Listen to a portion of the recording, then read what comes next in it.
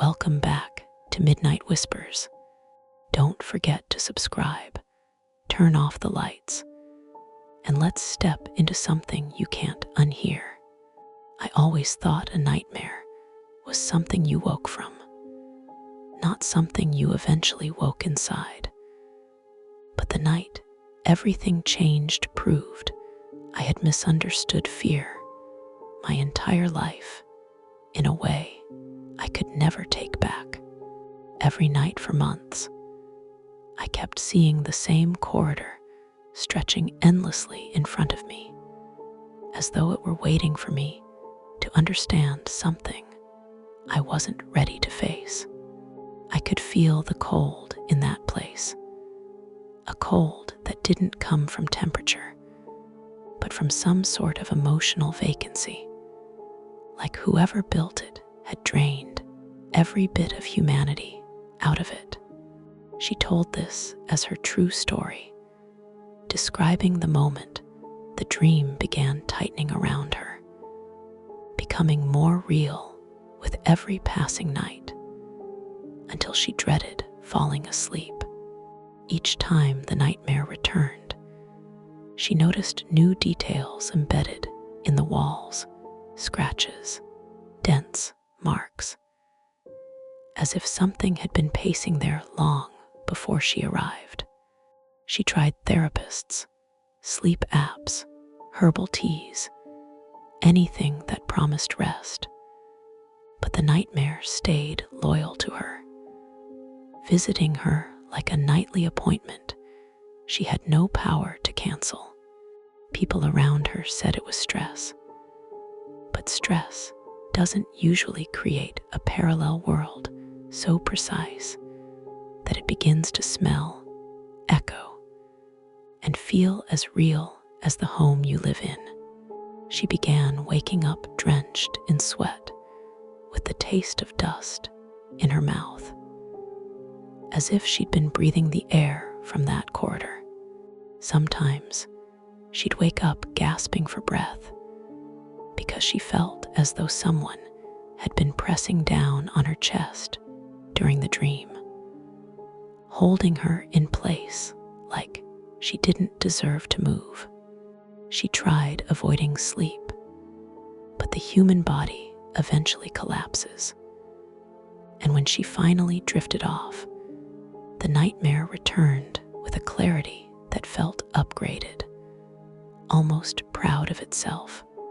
The corridor's lights flickered with a slow, almost intentional rhythm, like they were blinking at her rather than malfunctioning. She could hear something faint every time, breathing that didn't belong to her, stepping somewhere behind her, pacing in circles like a predator, waiting for her courage to break.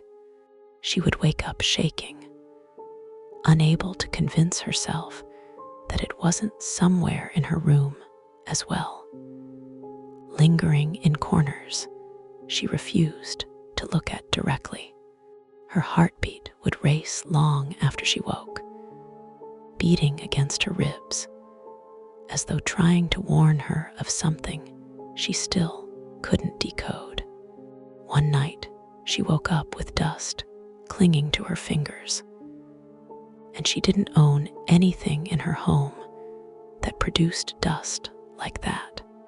She stared at her hands for nearly an hour, terrified to admit what her mind already knew, that she had touched something inside the nightmare. Her days felt warped, like sleep and waking life were slowly merging into one continuous stream she had no control over. She would catch herself zoning out and seeing glimpses of the corridor in broad daylight, like it was leaking through the cracks of her reality. And even though she was awake, she began feeling as though someone was following her, not physically, but mentally, like a presence that had become too familiar with her mind. Little did she know that the next night She wouldn't just dream the corridor again. She would wake up standing inside it. When she opened her eyes and found herself standing upright in that corridor, she didn't feel the fuzziness of waking from sleep. She felt the full awareness of someone experiencing their real environment. The air was thick and stale, settling in her lungs like powder, making each breath feel borrowed rather than earned. Her bare feet felt the freezing floor, which answered her with a sensation so sharp she gasped. Because pain doesn't normally exist in dreams. She reached toward the wall, touching it with trembling fingers, and the rough surface scraped her skin just enough to sting and confirm the terrifying truth. This wasn't a nightmare anymore. It was a place, a physical place, and it had been waiting for her to arrive fully awake. Every sound she heard echoed unnaturally long, stretching down the corridor, as though the space were far larger than what her eyes could comprehend. Behind her, she sensed movement, but every time she turned, nothing stood there, like whatever was following her learned how to stay perfectly out of sight. She whispered for help, then realized her voice didn't echo the way her footsteps did, as though the place absorbed her words. Her breathing grew louder to her own ears, amplifying the panic that crawled through her body and made her legs weak. She tried waking herself by pinching her arm so hard she bruised, but all she achieved was proof that she was in a waking state with no exit. She walked forward because standing still felt like an invitation for something behind her to finally catch up.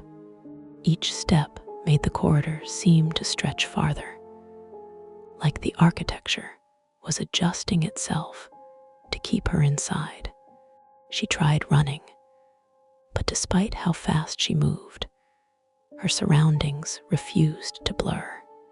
Everything around her stayed sharply in focus, as if mocking her effort. The lights flickered again, but this time they pulsed like a heartbeat, and she couldn't shake the feeling that they were responding to her presence. Somewhere ahead, she heard a low rumble, like something big shifting its weight after being asleep for too long. She pressed her back against the wall, sliding down until she was sitting on the cold floor, trying to stop herself from crying out of sheer terror. Her mind raced through every story she'd ever heard about lucid dreams, sleep paralysis, and altered states. But none of those theories could explain the pain in her knees or the metallic taste in her mouth. She dug her nails into her palms, trying to anchor herself. But the corridor felt more real than any home she'd ever lived in. She screamed, loud and desperate, hoping someone would hear her. But the sound seemed to travel only a few feet before collapsing into silence. And then she heard the breathing again, this time closer, slow and deliberate, like it finally realized she had nowhere left to run. Her heart pounded so violently she could feel it in her throat, making her breaths come in short, ragged bursts that barely kept her from blacking out. She rose to her feet, even though her legs felt numb, pushing herself forward because staying still felt more dangerous than moving. The corridor ahead appeared slightly darker now, as though something had sucked the light from a certain spot and left behind a void she couldn't explain. She approached it carefully, her hands shaking as she reached outward, half expecting something to grab her the moment she made contact. Instead, the air grew warmer near that spot, thick with an unfamiliar scent that made her stomach twist in discomfort. She had no idea how long she'd been walking, because time didn't seem to exist in this place. Her watch was frozen at 3:17 a.m., the same time she always woke from the nightmare. That number haunted her now, sitting on her wrist like a warning she had ignored for too long. She forced herself to keep walking until she noticed something impossible, a faint outline of a door at the far end of the hallway. The door didn't look new or old. It looked misplaced, as if it were never meant to exist in that structure. Every step toward it made the air vibrate slightly, like the atmosphere itself knew she was getting closer to something forbidden. Her instincts screamed at her to turn back, but there was nowhere else to go, and the breathing she had heard earlier was beginning again behind her. She reached the door and placed her ear against it, hearing nothing but a low hum, steady and unsettling, like an engine idling in the dark. Her hand trembled as she gripped the cold handle, feeling a jolt of fear shoot through her arm the moment her skin touched the metal. She hesitated, wondering if opening this door would make things worse, or finally offer her a way out of the nightmare she had become trapped inside. With a deep breath she didn't believe in, she pushed the door open slowly, bracing herself for whatever waited on the other side. The room she entered was small, impossibly small, barely large enough for her to stand inside without brushing her shoulders against the walls. The air inside the room was warmer, heavier, carrying a faint sound that took her a moment to identify, a heartbeat, slow and steady, but not hers. She backed out instantly, slamming the door shut as panic ripped through her chest like claws she couldn't escape. The breathing behind her grew louder and closer, and she could feel the pressure of someone or something leaning toward her. And before she could turn around, the lights above her went completely dark. She stood frozen in the pitch-black corridor, unable to move as every instinct inside her screamed that something was inches behind her. The silence settled thick around her, broken only by the harsh rhythm of her own breathing, which she tried desperately to quiet. The darkness seemed to press in from every direction, making it impossible to tell where she was or how far she had wandered. She stretched her hands out in front of her, searching for the wall, but her palms only met empty air, as if the corridor had expanded suddenly. Her sense of direction dissolved, and she spun around slowly, terrified she might accidentally come face to face with whatever had been following her. Her throat tightened with the realization that she was no longer in control of her own movements. The place was guiding her, nudging her deeper. A faint vibration traveled through the floor, pulsing upward into her feet, signaling that something massive was moving somewhere nearby.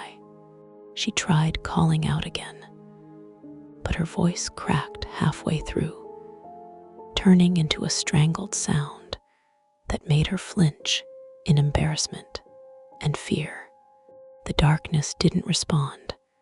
Not a voice, not a breath, not a shift, just complete, oppressive stillness that wrapped around her like a trap. Suddenly, a soft glow appeared far in the distance, barely visible, yet unmistakably there, like a distant ember waiting for her to notice. She convinced herself that running toward the light was her best option, her only option, even though a part of her feared what she might find.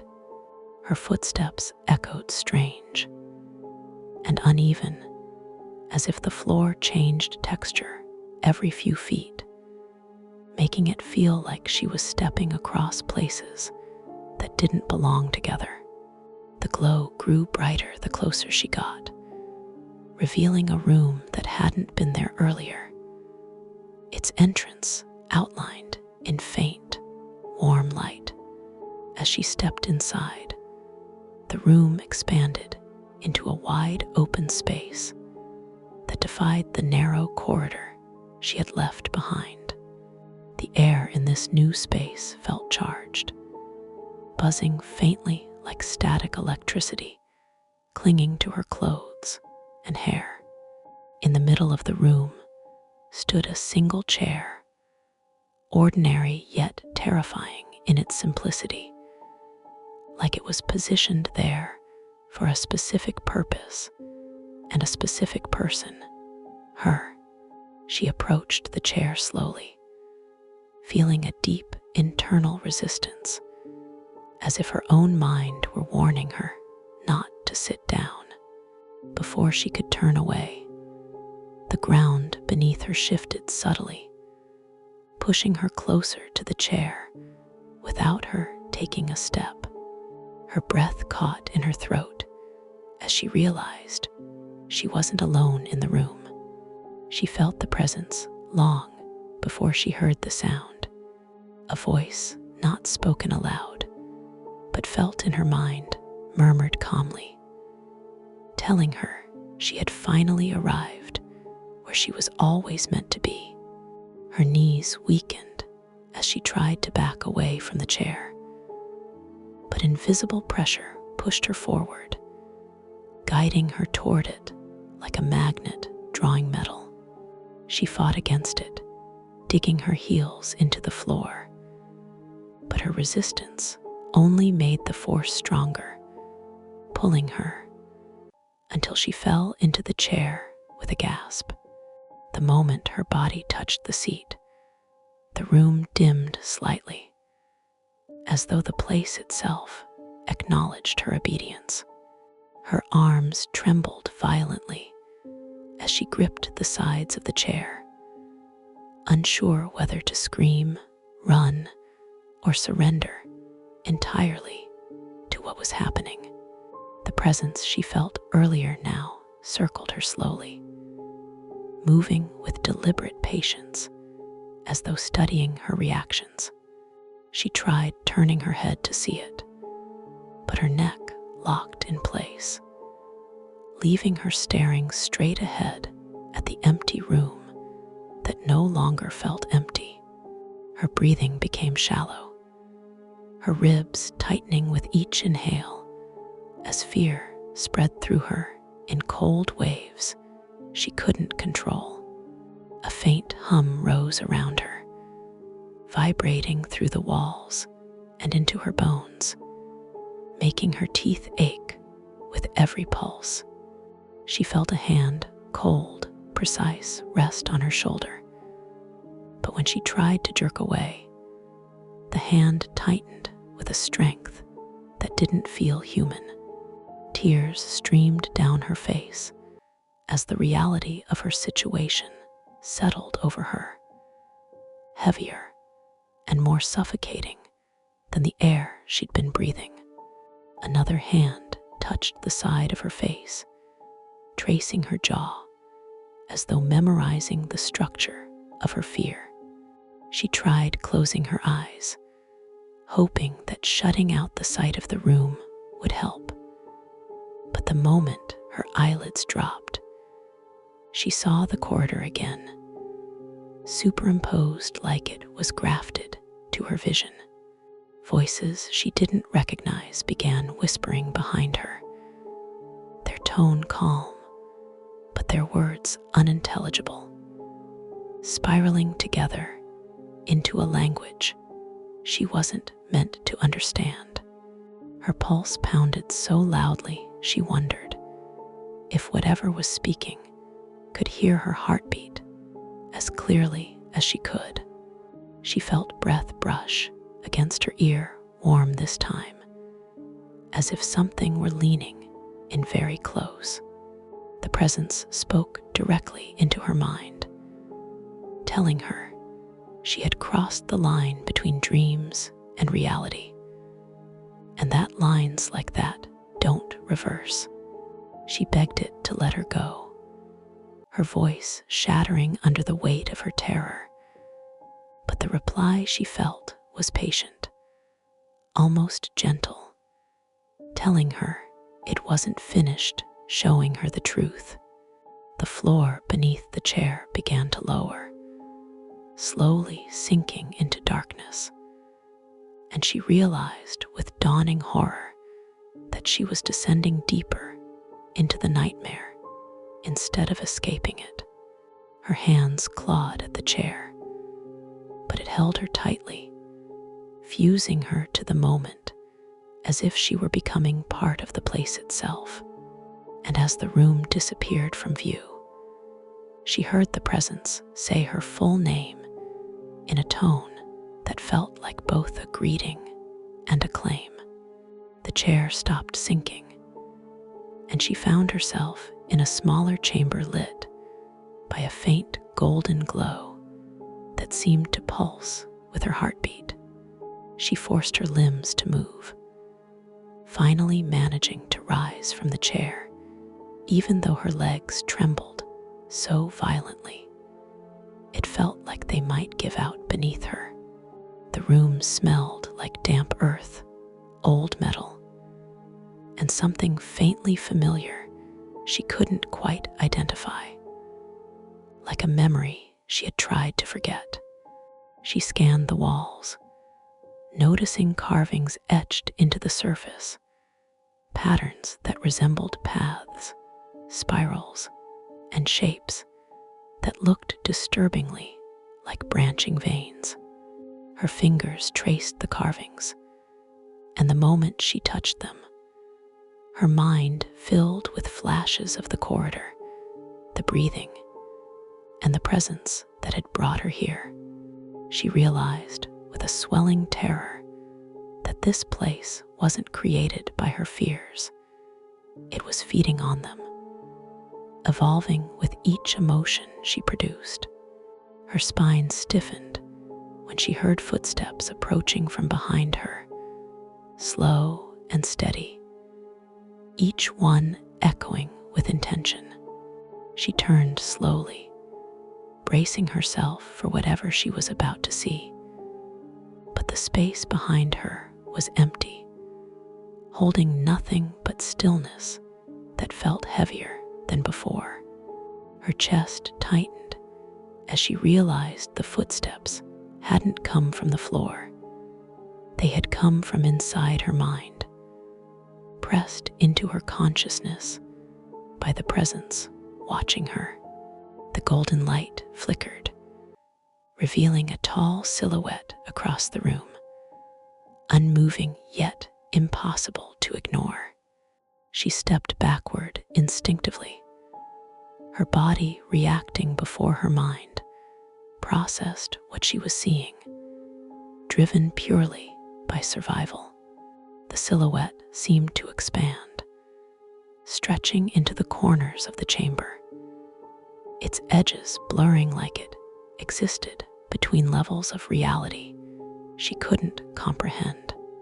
She tried to scream, but her voice vanished the moment it left her throat, absorbed by the dense air, as though sound itself wasn't allowed here. The presence approached her without physical movement, closing the distance through awareness alone, whispering inside her thoughts with a calm that chilled her blood. It told her that she had woken up here because she was finally ready to see where her nightmares truly came from. She felt her knees buckle as a flood of memories she didn't recognize poured into her mind. Memories of walking this corridor as a child, of hearing faint breathing in rooms she'd forgotten. She collapsed to the ground, clutching her head as her past and present collided in a dizzying whirlwind she couldn't separate. The presence wrapped around her like a tightening fog, whispering that she had lived here once, long before she ever called any other place home. With her final ounce of strength, she begged to wake up, to escape, to return to her own world. But the presence only replied that she had never left this place. She had only forgotten it. And as the golden light dimmed one last time, she realized with absolute horror that she might never wake up again.